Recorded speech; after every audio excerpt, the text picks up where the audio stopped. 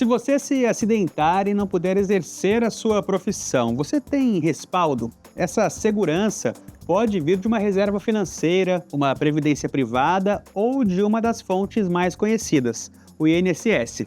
O Instituto Nacional do Seguro Social oferece aos contribuintes uma garantia em caso de desemprego, doença, gravidez, além da aposentadoria. E para ter acesso a essa cobertura é necessária uma contribuição regular.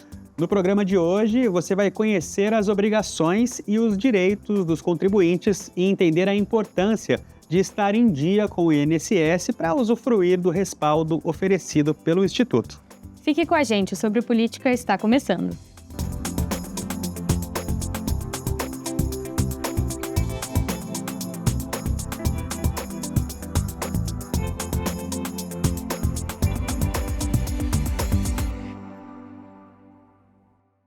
Oi, gente, tudo bom? Nosso assunto de hoje está presente na vida de todo mundo, direta ou indiretamente. O INSS, o Instituto Nacional do Seguro Social, tem um papel fundamental na garantia da seguridade social do país. A contribuição obrigatória é uma forma de garantir a própria segurança financeira no futuro. E o INSS não é responsável somente pela aposentadoria, mas também por outros benefícios importantes, como auxílio-doença, pensão por morte e auxílio-maternidade. Na reportagem a seguir, a gente te mostra como ele impacta diretamente a vida de cada cidadão brasileiro. INPS. O antigo nome na capa do carnê de pagamento é um sinal de que a contribuição da Dona Maria começou há muito tempo, ainda na década de 70. Essa é toda a contribuição dela até a aposentadoria, que aconteceu em 2007.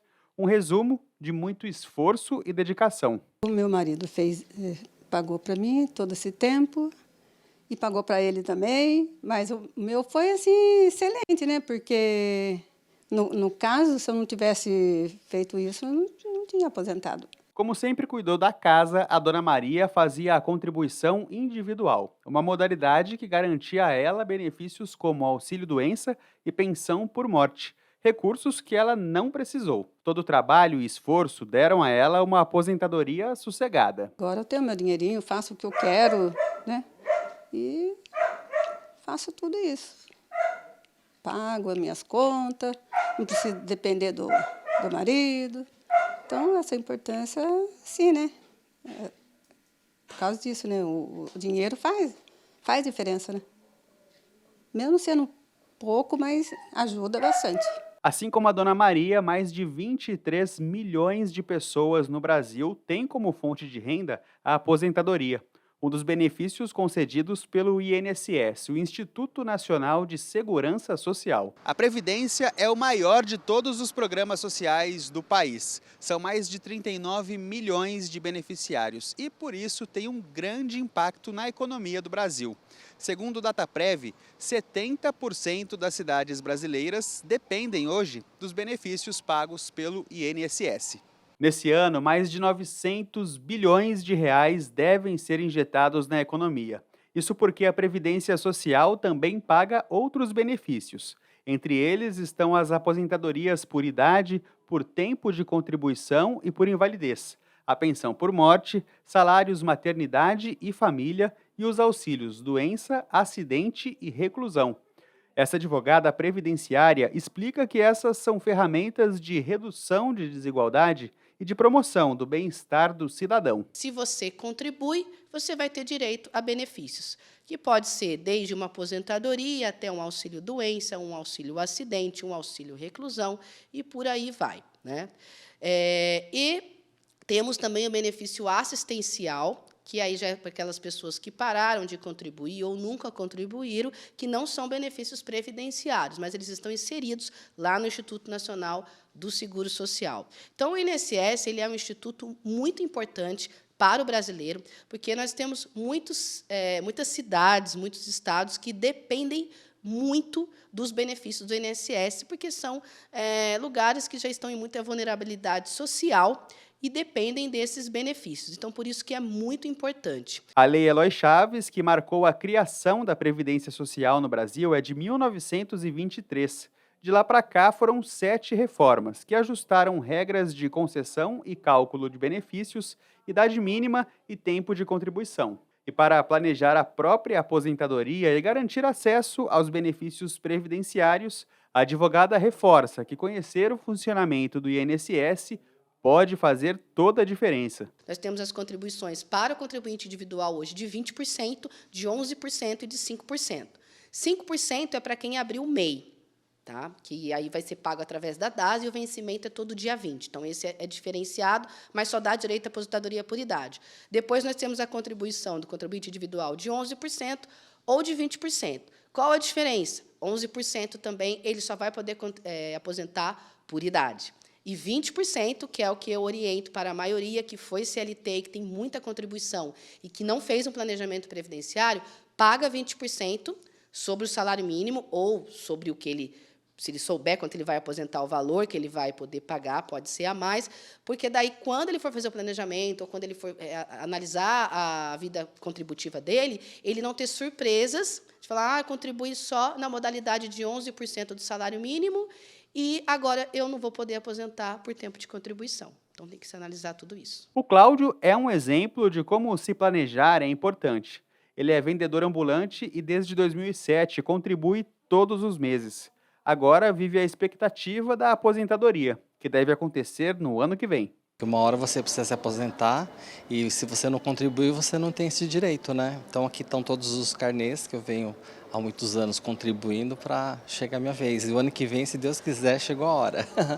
Marina, interessante como são muitas frentes de trabalho do INSS, né? Se é que a gente pode colocar dessa forma, mas são recursos, ferramentas que estão disponíveis para a gente em caso de necessidade e é sempre bom saber disso, né? Exatamente, a gente precisa saber, porque se a gente tiver um imprevisto, uma gravidez inesperada, alguma coisa do tipo, a gente precisa estar preparado, né? Sem dúvida. E tem muito mais coisa que a gente precisa saber nesse programa ainda, hein? O Sobre a Política faz o primeiro intervalo, a gente já volta.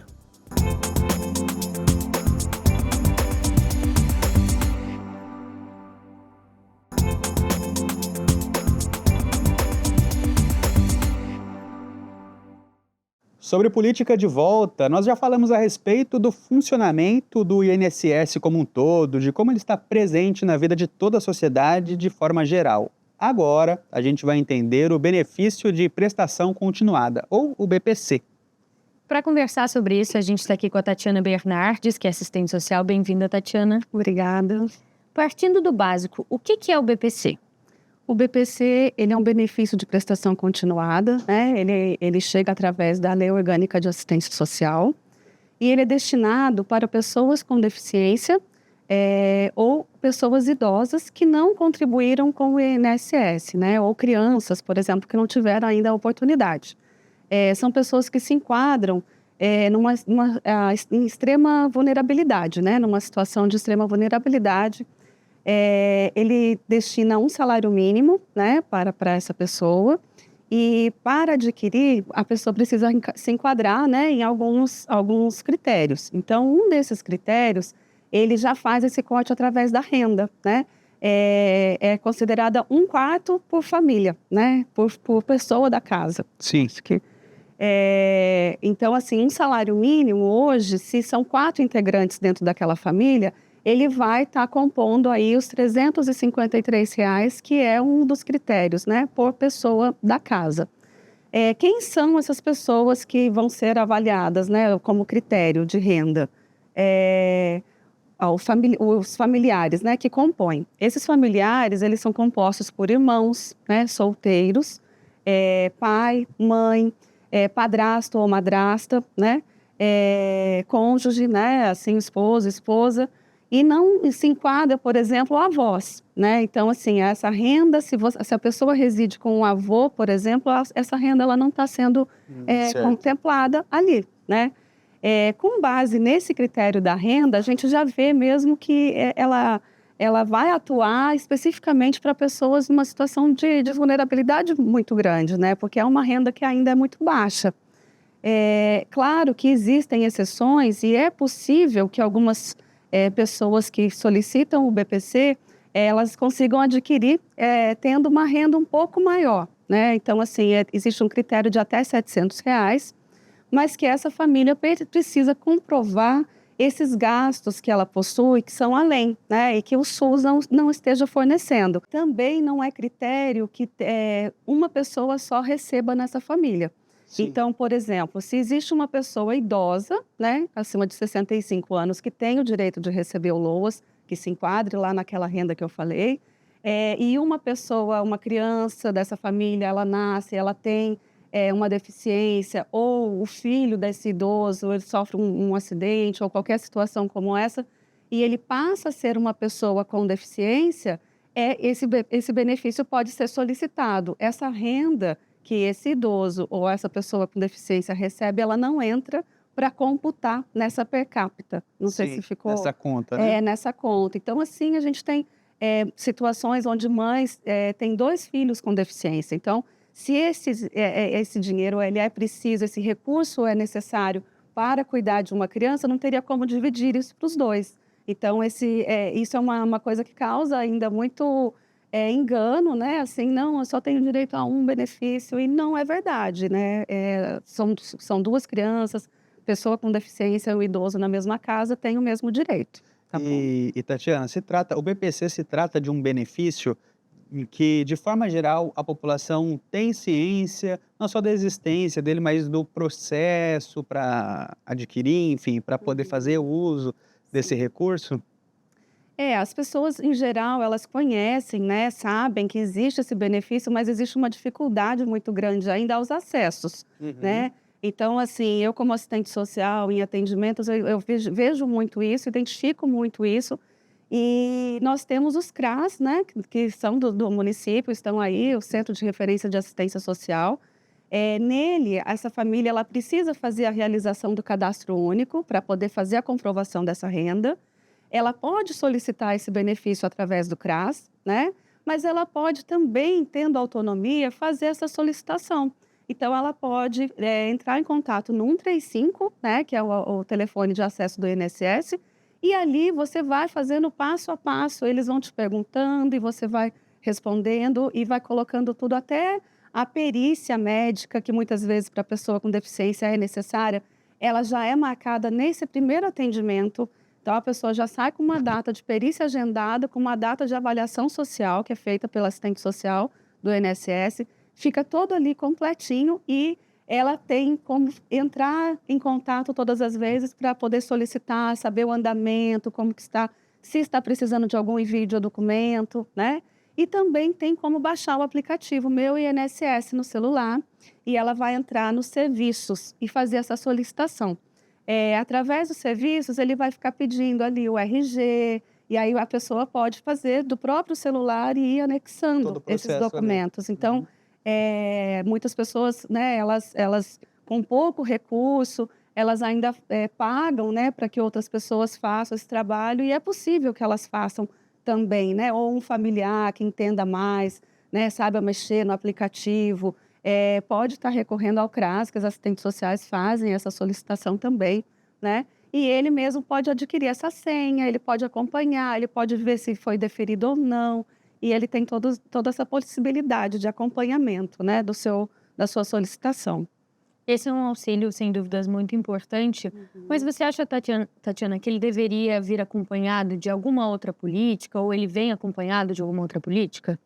Olha, quando se trata de uma pessoa com deficiência, ele vem acompanhado de outra política, né? Então, assim, nós temos hoje aí diversos projetos e acessos para a pessoa com deficiência ingressar ao mercado de trabalho, né? Então, ele é dado de forma temporária também. Então, ele é analisado a cada 2 anos, né? Às vezes, essa pessoa que se encontrava nesse quadro de deficiência, de não poder, né, de enfrentar barreiras para o exercício mesmo do trabalho, ela passa a ter essa recuperação através da reabilitação, e ela tem uma contribuição também do INSS. Ela começa ela parte para um trabalho remunerado, né? Ela recebe esse benefício nos primeiros 3 meses, e depois ela vai se desligando como um retorno ao mercado de trabalho.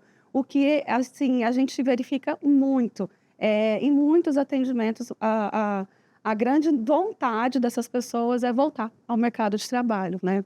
A gente vê muito isso. E, Tatiana, falando um pouco a respeito do INSS de forma geral, a pessoa que trabalha como autônomo ou a dona de casa, por exemplo, que não é a realidade daquela pessoa que como contribuinte, está ali descontado diretamente, né? Ela tem uma outra relação com isso. Como que funciona? O que ela pode fazer? Uhum. Então, eu acho que é muito importante, né? A gente pode pensar numa composição familiar, por exemplo, onde existe uma dona de casa e o marido possui um trabalho formal, por exemplo, né? E se esse marido ele recebe um salário, 2 salários mínimos, né? A família já tem ali a estrutura familiar, né, organizada, Sim. os filhos e tudo mais. Se essa dona de casa, por exemplo, vir a precisar devido a alguma doença ou um acidente, né, que infelizmente a gente sabe que acontece muito mais do que a gente desejaria, né? Uhum. Essa pessoa ela não vai se enquadrar, por exemplo, para receber um benefício que é o LOAS, porque o marido tem esse trabalho formal. Então, assim, é num momento que as famílias identificam a maior fragilidade, a maior dificuldade financeira, muitas vezes, e elas não têm onde fazer essa solicitação. Então, a gente diz que o INSS, né, ele vem como um seguro social também, né?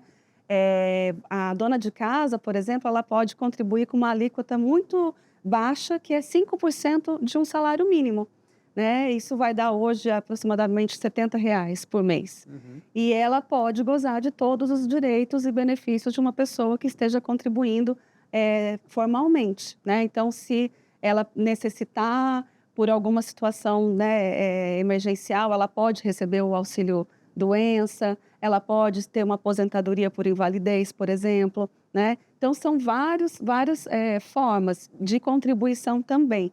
O autônomo, a pessoa que tem uma atividade remunerada, porque no caso da dona de casa ela não tem. Esse que tem uma atividade remunerada, ele pode, né, contribuir com várias faixas. E para isso é muito fácil também. Você tem as guias que você pode comprar, inclusive na papelaria. E ali você tem como se você fosse gerar um boleto, né, uma guia. Eu sugiro assim sempre que a pessoa procure o INSS, porque lá existem os técnicos que orientam. Uma vez que ela vai escolher qual a contribuição que ela vai fazer, tem um código. E aí esse código, né, pode implicar depois para a declaração de imposto de renda e tudo mais.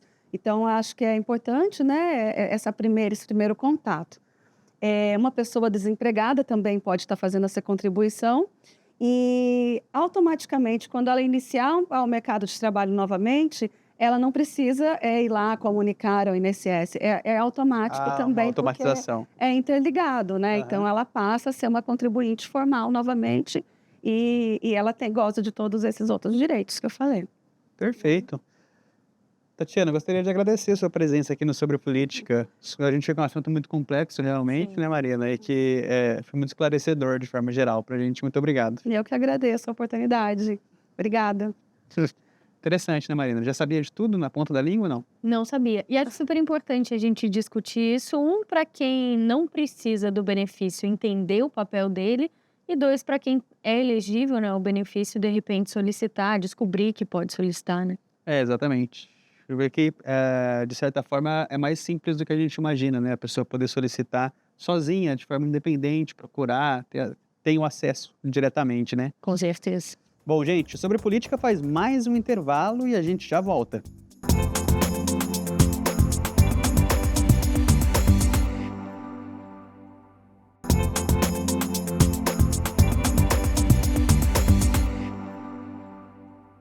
Voltamos com o Sobre Política. A gente já volta a falar sobre esse universo complexo da aposentadoria, do INSS, mas olha só, você sabe o que é uma pauta? Essa palavra é bem comum aqui no dia a dia da Câmara, hein? E a gente te mostra o funcionamento dela agora no nosso dicionário legislativo.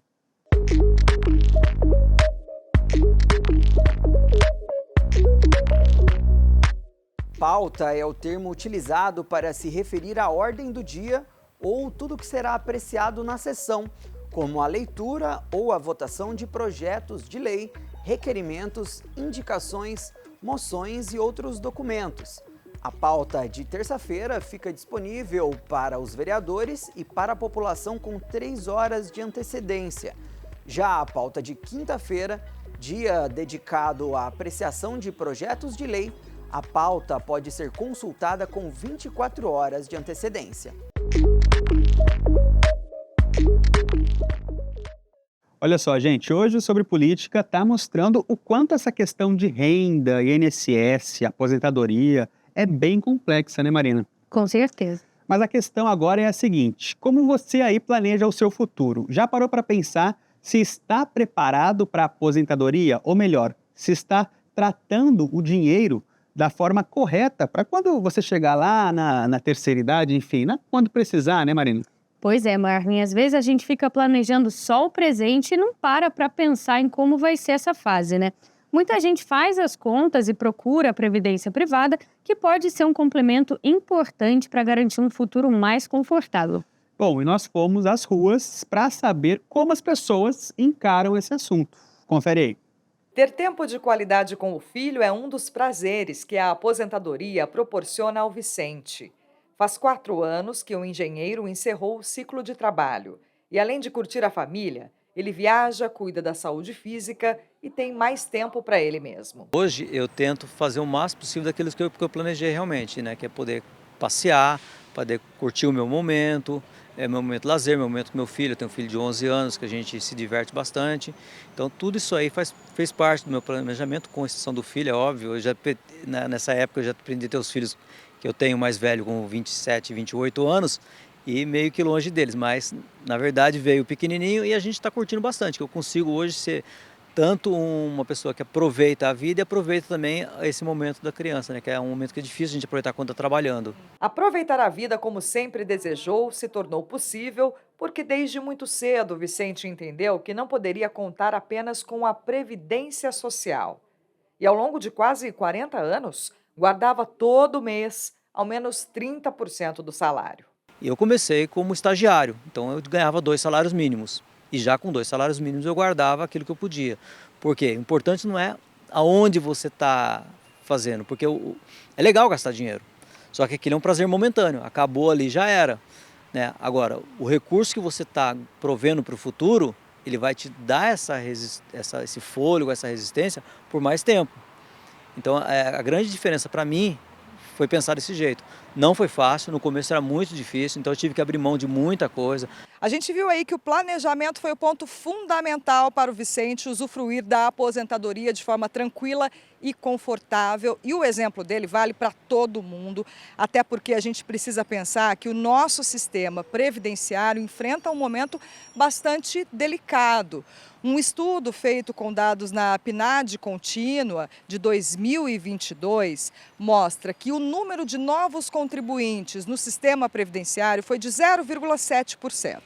E a quantidade de pessoas que receberam o benefício subiu 2,2%. Só aí a gente já vê um desequilíbrio, ou seja, tem menos gente pagando e mais gente recebendo. É preciso ainda somar alguns outros fatores nessa matemática, nessa conta. Quais são eles? O envelhecimento da população, a taxa de fecundidade, os brasileiros estão tendo menos filhos, que representa menos pessoas para pagar as aposentadorias. E um último fator que é bastante importante também é a informalidade, o mercado informal. Motoristas de aplicativo, microempreendedores individuais não são obrigados a contribuir com a Previdência, fazem se quiserem. Portanto, a gente tem uma soma aí de fatores que deixa cada vez mais claro que o planejamento é fundamental para quem quer se aposentar. Com a redução da natalidade, né, ou da taxa de fecundidade, basicamente a gente começou um processo de inversão da pirâmide, que normalmente acontece com a maioria das economias desenvolvidas. E progressivamente isso está acontecendo no mundo todo. No Brasil a gente já é vítima disso, significa que uma pessoa vai financiar mais do que uma para frente, e não menos do que uma. Então a gente tem um problemão em relação a isso. Agora, a questão dos empregos informais, isso é um problema do ponto de vista da contribuição. Ao mesmo tempo, ele é uma falta de opção para essas pessoas. A gente tem um tremendo ponto de alerta. Se por um lado as pessoas olham o seguinte, 1.300 e pouquinhos reais é a base da aposentadoria hoje, imagina o que vai ser daqui a 5, 10 anos. Então, acho que o principal ponto é a gente olhar que, olha, a situação ela é crítica e que a gente precisa fazer alguma coisa para se proteger. Diante desse quadro, o especialista em economia defende que é preciso começar a fazer uma reserva financeira o quanto antes. Para isso, ele acredita que é necessário educação. Do ponto de vista de política pública, isso deveria chamar muita atenção para a importância da educação financeira ser matéria obrigatória no currículo básico, não só nos estados, mas na federação como um todo. Seria fundamental. Por quê? Para chamar a atenção dessas crianças, para começar esse trabalho de poupar desde cedo. E aí, num processo desse de poupar, algumas coisas têm que ser levadas em conta. Então, qual é a meta? Quanto que eu espero precisar gastar no final da minha vida? Qual é a minha aversão a risco? Né? E uma série de coisas bem básicas como essa para falar o seguinte, olha, eu vou pegar 10% da minha renda, 15% da minha renda, 5% da minha renda, mas religiosamente eu vou guardar. Da mesma forma que as pessoas dão dízimo na igreja ou pagam um imposto de renda, isso deveria ser uma prática comum de todos nós. Ter renda suficiente para garantir qualidade de vida não é o único ponto a ser pensado quando o assunto é a aposentadoria.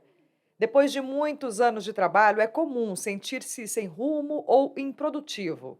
E isso também exige planejamento. Outro aspecto é o emocional, né? Psicologicamente, a pessoa está preparada para largar um emprego de anos, né? 10, 15, 20 anos dentro de uma empresa, dentro de um escritório, para ficar em casa. É lógico que ele tem vários outros afazeres, né? Curtir os filhos, às vezes tem filhos que não têm tanta idade, já não saíram de casa, os netos, muitas pessoas falam, não consegui acompanhar o crescimento dos meus filhos, porque eu trabalhava demais, mas agora estou aproveitando os meus netos. Então, tem toda essa estrutura, tanto financeira como psicológica. Também, eu enxergo que hoje, com o mundo globalizado, né, muitos trabalhos que você consegue fazer à distância, né? A pessoa, às vezes, tem um ritmo de trabalho, ele não aposenta, mas diminui esse ritmo. Após 40 anos de trabalho, Vicente confessa que a aposentadoria no começo assustou, mas logo entendeu que era o início de uma nova fase, também cheia de planos. Agora eu consigo dividir bastante o meu tempo para mim mesmo. Então eu tenho feito muitas coisas, inclusive estou fazendo curso de italiano, comecei há 1 ano aproximadamente. Eu consegui a cidadania italiana no final do ano passado e aí eu tenho o sonho até de planejar para os próximos anos aí morar uns 2 anos na Itália, através do passaporte italiano conseguir morar nos Estados Unidos uns 2 anos. Isso é um planejamento que eu tenho feito aí a médio e longo prazo, né? Marina, olha só, depois desse programa eu acendi o alerta, viu? Estou em alerta agora, acendi a luz vermelha, vou ter que ficar mais atento com isso. Eu vou entender esse sobre política como um sinal para eu parar de pensar tanto no presente e planejar mais o futuro. Vamos, e tomara que também tenha servido para outras pessoas que acompanharam o programa, né, gente? Bom, termina aqui o Sobre Política. Para você rever esse e outros programas, é só acessar o nosso canal no YouTube. É o youtube.com/TV Câmara SJC. Você também pode nos acompanhar pelas redes sociais, @TV Câmara SJC, aí tanto para o Instagram quanto para o Facebook. E a gente te espera aqui toda terça-feira para o nosso encontro marcado às 3h30 da tarde. E você pode acompanhar ao vivo pelo YouTube ou no canal 12.3 da sua televisão. E se perder, calma que tem reprise durante a semana. É isso aí, gente. Tchau, tchau.